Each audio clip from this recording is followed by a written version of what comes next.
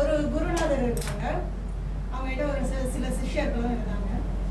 அந்த ஒரு ஏழை மனிதர் ஒருத்தவங்க வராங்க. ஏழைனா ரொம்ப மிக எளிமையான தோற்றம், ரொம்ப தேவையோட இருக்கிற நிலைமையில உதவி கேட்குறாங்க அந்த குருநாதர் கிட்ட.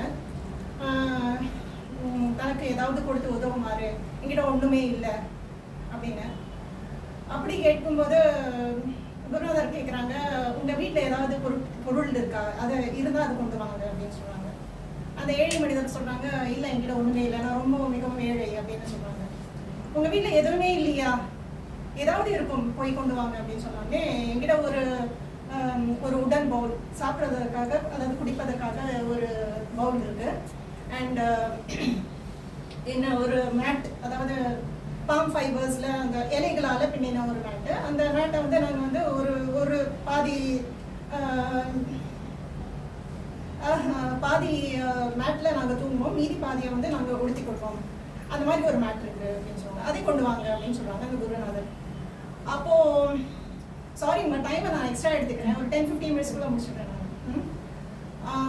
அது கொண்டு வந்தாங்க அந்த குருநாதர். அந்த 2 பொருட்களையும் எடுத்து, இதை யார் ஒரு திரஹமுக்கு வாங்க விரும்புகிறார் இந்த 2 பொருட்களையும் அப்படின்னு கேட்டாங்க.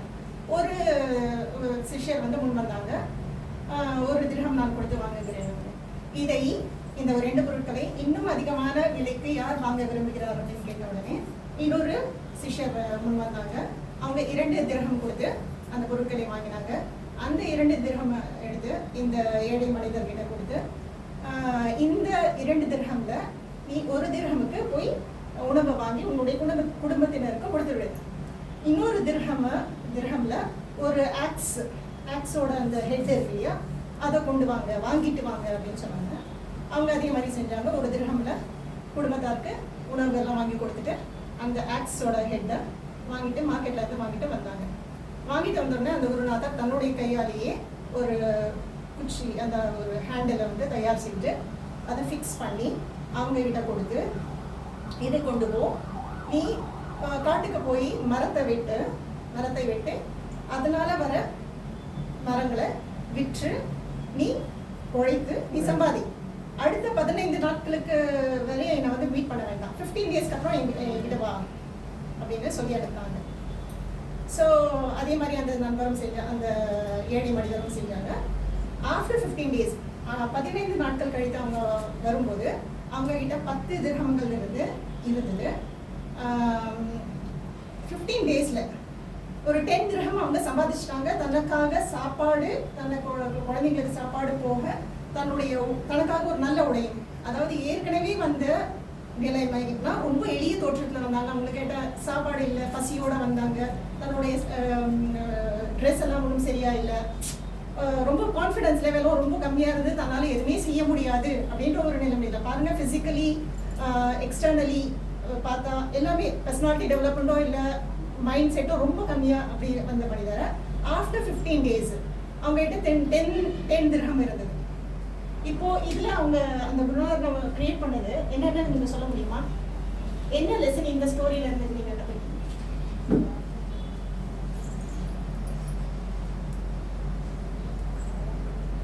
ஃபர்ஸ்ட் அவங்க வேல்யூ கிரியேட் பண்ணாங்க.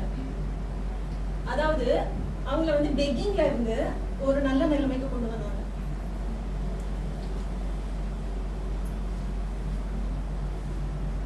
செல்ஃப் சஃபிஷியன்ட்டா ஆகினாங்க. அதாவது தன்னுடைய தேவைகளை தானே பூர்த்தி கொள்ற மாதிரி ஒரு நிலைமையை கொண்டு வந்தாங்க. இன்னொன்று பர்சனாலிட்டி டெவலப்மெண்ட். அவங்களுடைய பர்சனாலிட்டி டெவலப்மெண்ட் அதாவது இம்ப்ரூவ் ஆச்சு.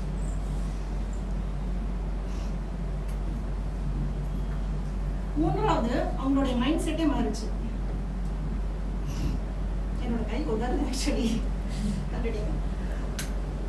ஸோ இன்னைக்கு நீங்க சொல்லுங்க, ஏதாவது ஒரு பிசினஸ்ல 15 டேஸ்ல ஒரு 1 lakh இன்வெஸ்ட் பண்ணி ஆஃப்டர் 15 டேஸ்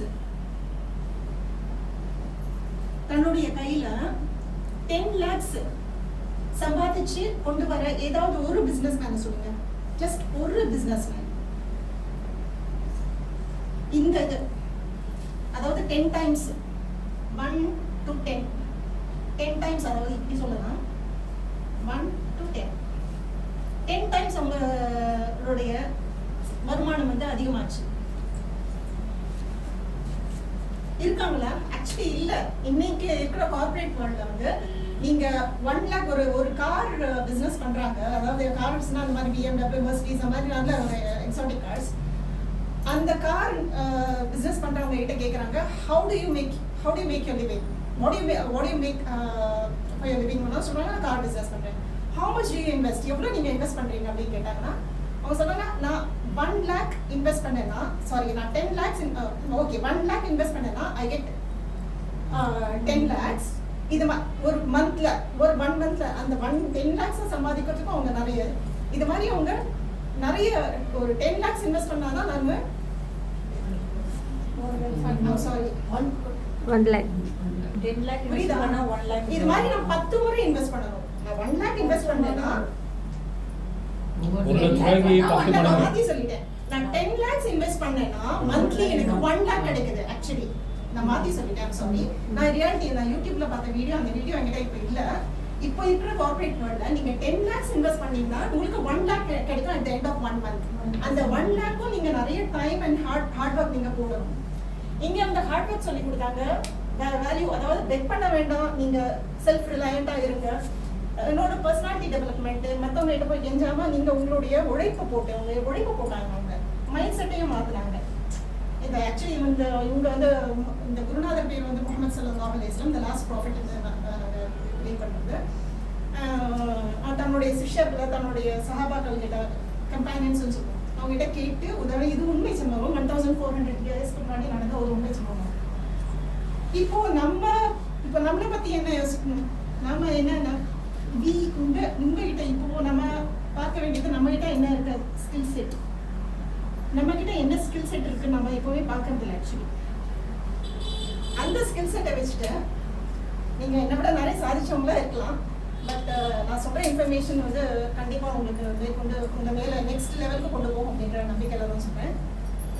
எல்லார்கிட்டயும் ஒரு ஸ்கில் செட் இருக்கும், எல்லார்கிட்டயும் ஒரு திறமை இருக்கும். ஆனா அந்த திறமை வந்து ஹிடனா இருக்கும். ஏன்னா நாம வந்து வெளி கொண்டாடல. நம்ம ஆக்சுவலி எல்லார்கிட்டயும் ஒரு நான் லாஸ்ட் ப்ரோக்ராம்ல சொல்லியிருந்தேன், we are complex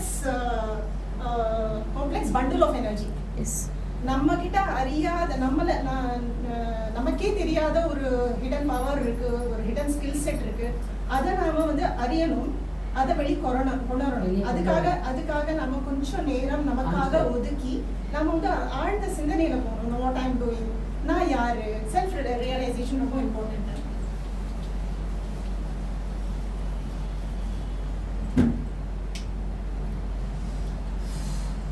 self realisation, அதாவது தன்னை அறிதல்.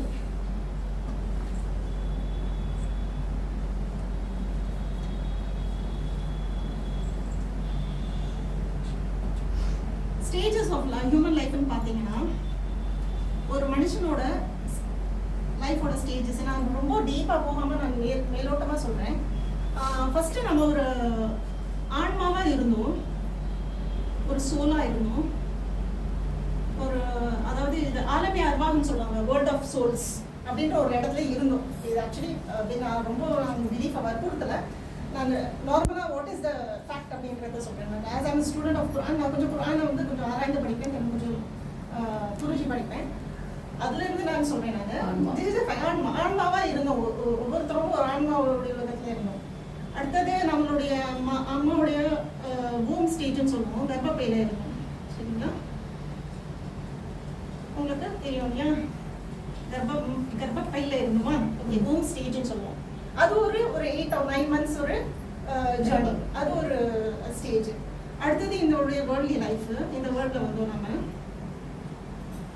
இந்த ஆமா இந்த உலகத்துல வரும், வாழறோம். ஒரு குறிப்பிட்ட தவணை இருக்கும் நமக்கு, அந்த ஒரு எல்லாருக்கும் ஒரு தவணை இருக்கு. அந்த தவணை முடிஞ்ச உடனே நம்ம போயிடும். அதுக்கப்புறம் ஒரு பர்சக் அப்படின்னு சொல்லுவாங்க, அதாவது மீண்டும் எழுப்பக்கூடிய மனுஷன் வந்து கேள்வி கணக்கு நாளுக்கும் மரணத்திற்கும் கேள்வி கணக்கு நாளுக்கும் இருக்கிற ஒரு லைஃப் ஸ்டேஜ் சொல்லுவாங்க. அந்த பர்சக் அரபில சொல்லுவாங்க. கிரேவ் லைஃப்னு வச்சுக்கோங்க, நீங்க ஈஸியா புரிஞ்சுக்கணும்னா கிரேவ் லைஃப் அல்லது கிரேவ்க்கு என்ன சொல்றீங்க தமிழ்ல?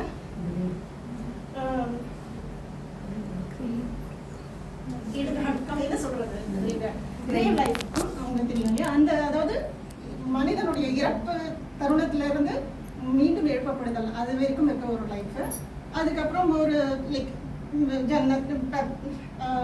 கணக்கு எடுத்த பிறகு தீர்ப்பு கொடுத்ததுக்கப்புறம் அவருடைய என்ன தகுதிக்கு ஏற்றவாறு அவங்களுடைய கல்லறை இருப்பிடம் இருக்கும். இது கல்லறை உலகம். கிரேவ் கல்லறை உலகம். கரெக்டுங்க, தேங்க்ஸ். அதுக்கப்புறம் ஒரு இட்டர்னல் லைஃப்னு சொல்லலாம், என்றும் நிலைத்திருக்கும் ஒரு லைஃப் அப்படின்னு சொல்லுவாங்க. இப்போ நாம எது நம்மளுடைய கண்ட்ரோல்ல இருக்குன்னு மட்டும் பார்ப்போம். இது நம்ம கண்ட்ரோல்ல இருந்ததா இல்லையா நம்ம தெரியாது. ஃபர்ஸ்ட் ஆஃப் ஆல் வைப்ரேஷன் எப்படி இருந்ததோ, யாரோட வைப்ரேஷன் எதை ஈர்த்ததுன்னு தெரியல, நம்ம வந்துட்டோம். சரிங்களா? இங்க இருந்து இங்க வந்துட்டோம். நம்ம கண்ட்ரோல் இருந்ததா? No control. எனக்கு தெரியாது. as I don't remember. என்னோட கண்ட்ரோல் இருந்திருக்கலாம், இல்லாமலும் இருக்கலாம். இருந்தாலும் நம்ம இப்போ ஒன்றும் செய்ய முடியாது, அதை ஒன்றும் மாற்ற முடியாது. So it's out of control. அடுத்தது ஒரு அம்மாவோட பையில இருந்தோம். இது இந்த ஒரு ஸ்டேஜ்ல நம்ம கண்ட்ரோல் இருந்ததா? இல்ல. சாப்பிட்டுருப்போம், அவங்க எவ்வளவு சாப்பிட்டோமோ அவ்வளோ சத்தம் கடிச்சிருப்போம், பட்டியா இருந்தாலும் பட்டியா இருந்திருப்போம். ஸோ நம்மளோட எதுவும் கண்ட்ரோல் இல்லை. இந்த மரணத்துக்கு அப்புறம் எதுவுமே செய்ய முடியாது. மரணம் ஒரு தருணம் முந்தியும் வரப்போறதில்ல, ஒரு முந்தியும் வரப்போறதில்ல. இந்த செகண்ட்ல, இந்த மைக்ரோ செகண்ட்ல நான் மரணிக்கணும்னா அது கண்டிப்பா நடந்தே தீரும், அதுல எந்த சந்தேகமும் இல்லை. அதுதான் ஸ்கிரிப்சர் சொல்லுது. ஸோ மரணத்துக்கு அப்புறம் நம்ம ஒண்ணுமே செய்ய முடியாது. ஒரு 2 ரூபாய் 10 ரூபாய் சம்பாதிக்கணும்னா சம்பாதிக்க முடியாது. யாருக்காவது ஒரு 2 ரூபாய் 10 ரூபாய் கொடுக்கணும்னாலும் கொடுக்க முடியாது. நமக்கு விரும்பியதை செய்யணும், சாதிக்கணும், என்ன 2 ரூபாய் தொடணும்னாலும் தொட முடியாது. இதுவே நல்லது செய்யணும்னாலும் யாரையாவது அடிக்கணும்னாலும் அடிக்கவும் முடியாது. என்ன செய்யணும்னாலும் இங்கேயே செஞ்சுக்கோங்க. ஒரு நல்லது செய்யணும்னாலும் சரி, ஒரு தீமையை தடுக்கணும்னாலும் சரி, இந்த உலகத்துல இருக்கிற வரைக்கும் தான் செய்ய முடியும். ஸோ இதுதான் நம்மளுடைய ஃபுல் கண்ட்ரோல்ல இருக்கு இந்த உலக லைஃப். இது ஆக்சுவலி பாத்தீங்கன்னா ரொம்ப லெஃப்ட். நீங்க சொல்றீங்க 50 years 70 years எல்லாம் சொல்றீங்க. As a student of Quran நான் சொல்றேன், இந்த உலக வாழ்க்கை அப்படிங்கிறது ஒரு எங்களுக்கு சொல்லுவாங்க, நீங்க கிறிஸ்டியன்ஸ் கூட சேமா தான் சொல்லுவாங்க, உங்களுடைய பிலீஃப் எப்படின்னு தெரியல. உலக வாழ்க்கை அப்படிங்கிறது பிறப்புல இருந்து இறப்பு வரைக்கும் ஒரு மதியத்துல தூங்கி எழுந்துப்போம்ல, ஒரு ஷார்ட் நேப்னு சொல்லுவாங்க, 10 minutes nap, அதை விட கம்மியானதுதான் உலக வாழ்க்கை. when compared to இன்னொரு வாழ்க்கை இருக்கு, மரணத்துக்கு அப்புறம் ஒரு நீண்ட நெடிய வாழ்க்கை இருக்கு. அந்த வாழ்க்கைக்கு கம்பேர் பண்ணும்போது இந்த உலக வாழ்க்கை அப்படிங்கிறது ரொம்ப ரொம்ப ரொம்ப ஷார்ட் ஸ்பேன் லைஃப். அப்போ இதுதான் இந்த உலக வாழ்க்கை தான் நம்ம கண்ட்ரோல்ல இருக்கு. நம்ம கண்ட்ரோல்ல நம்ம வச்சுக்கிட்டா நம்ம கண்ட்ரோல்ல இருக்கு. Otherwise we don't have control on it. இது வரைக்கும் நிறைய பேர் தன்னுடைய கண்ட்ரோல்ல இருக்குன்னு தெரியாமலே நம்ம நிறைய நாட்கள் நிறைய வருஷங்கள் கழிச்சிடுறோம். இந்த நேம் ஆஃப் ரிலிஜனை இந்த நேம் ஒபீடியன்ஸ் பேர்ல மற்றவங்களுக்கு பணிஞ்சு வாழணும், மற்றவங்களுக்கு ஒபே பண்ணி வாழணும் அப்படின்ற நினைப்பிலேயே ஆக்சுவலி நம்மளுடைய லைஃபை நம்ம கண்ட்ரோல்ல நம்ம எடுத்துக்கல. ஸோ இந்த உலகத்துல தான், இந்த உலக வாழ்க்கையில நீங்க என்ன செய்யணும், எவ்வளவு நல்லது செய்யணும், எவ்வளவு சம்பாதிக்கணும்னாலும் whatever, அது நம்ம பிரபஞ்சம் நம்ம ஆக்சுவலி இதுதான் பாக்குறாங்க. இது நம்மள படிச்சவங்க நீ எவ்வளவு சீரியஸ்னஸோட நீ என்ன பண்ற அப்படிங்கறத, உன்னுடைய திறமை நான் உங்களுக்கு ஆல்ரெடி கொடுத்தாச்சு. நான் அன்னைக்கு கல் பாஸ் பண்ண இல்லையா, அது நான் இப்ப பண்ணல. ஆக்சுவலி அதான் ஒவ்வொரு சின்ன கல்லுக்கும் ஒரு வேல்யூ இல்ல, ஒரு சின்ன கல்லும் தான் ஏதாவது ஒரு இடத்துல இருக்கணும்னு விரும்புது. அது ஆக்சுவலி பேச முடியாது. ஆனா வாட் வி பிலீவ் இஸ், ஒவ்வொரு சின்ன ஆட்டமும் தன்னுடைய அதுக்குன்னு தனக்கு ஒரு மந்திரம் இருக்கு. ஈவன் விலங்குகள் இருக்கு, அதுக்கும் தனக்கு ஒரு மந்திரம் இருக்கு. அது தான் என்ன மந்திரமோ அது கரெக்டா செஞ்சுட்டு வெறும் சாப்பிட்டாலும் ஒரு கேட்டில் மாதிரி வாழ்ந்தாலும் அது தனக்குரியதை கரெக்டா செஞ்சுட்டு இருக்கு. அதனாலதான் உலகம் நல்லா போயிட்டு இருக்கு. அதே மாதிரி அப்போ மனிதர்கள் நம்மளுடைய கண்ட்ரோல்ல இருக்கிறது நாம ஃபர்ஸ்ட் நம்மள செல்ஃப் ரியலைஸ் பண்ணாலே போதும்.